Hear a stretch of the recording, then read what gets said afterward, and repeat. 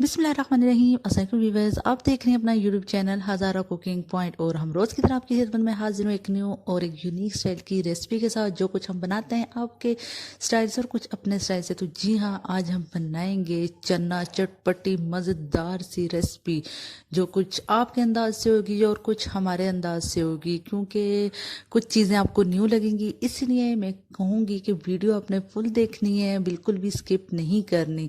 तो चलें जी, फिर चना बिरयानी बनाने के लिए चलते हैं जल्दी से अपने किचन में। तो यहाँ पे मैं किचन में आ गई हूँ। अपनी कढ़ाई मैंने चूल्हे पे रखी और यहाँ पे मैंने 5 बड़े चम्मच ऑयल ऐड कर दिए हैं।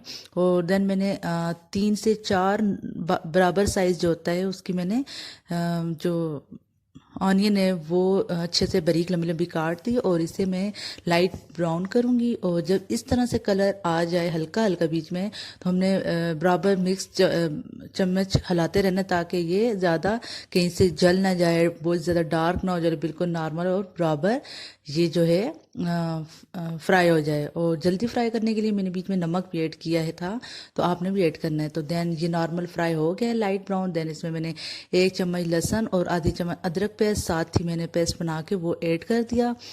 और अब इसे अच्छे से बीच में मिक्स करूंगी ताकि थोड़ा सा वो भी फ्राई हो जाए। देन मैंने यहाँ पे 2 खाने की चम्मच लाल मिर्च और आधी चम्मच धड़ा मिर्च और आधी चम्मच हल्दी डाल के थोड़ा सा पानी डाल के ऊपर से डांपा ताकि ये अच्छे से ऑनियन वगैरह को कलर आ जाए।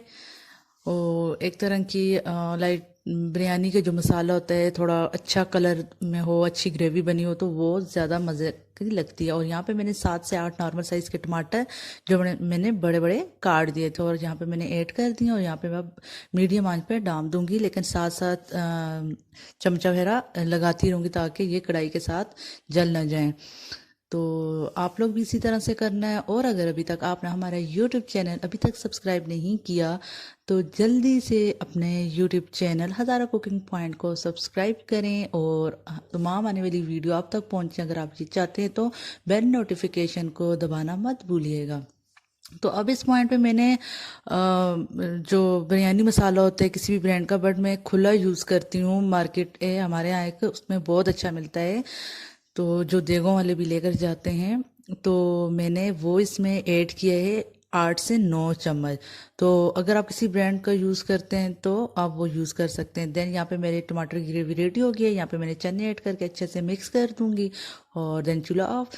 तो जी हमारा मसाला रेडी है। और चावल भी हमने यहाँ पे लिए थे 1.5 kg, जो कि मैंने अच्छे से बॉईल कर दिए थे। और अब यहाँ पे सबसे नीचे मैंने हल्का सा ऑयल लगाया देगचे के साथ और हाफ चावल मैंने डाल दिए। अब इनके ऊपर मसाला डालूंगी आधा, और इस यहाँ पे अब अच्छे से तेल लगाएंगे।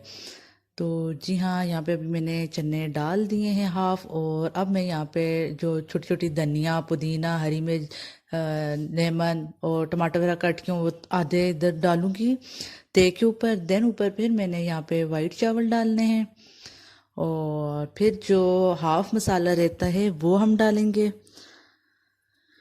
तो यहाँ पे जो अब मेरा जितना भी मसाला रहता है मैं इस पर डालूंगी। और अभी ही मेरे मसाले की इतनी ज़बरदस्त सी खुशबू है, मेरे मुंह में पानी आ रहा है, जल्दी से ये रेडी हो ताकि मैं खा सकूं। तो अब यहाँ पे मेरे जो आधा मटेरियल रहता था, धनिया वगैरह कटा हुआ, टमाटर, वो सब मैंने यहाँ पे ऐड कर दी। और जो एंड में थोड़े से चावल बचे तो वो इस तेल के ऊपर डाल दूंगी। तो जी हाँ, इसी तरह से आप तेल में आप चेंजेस भी कर सकते हैं। पहले नीचे ग्रेवी डाल के ऊपर चावल डाल सकते हैं, जिस तरह से भी।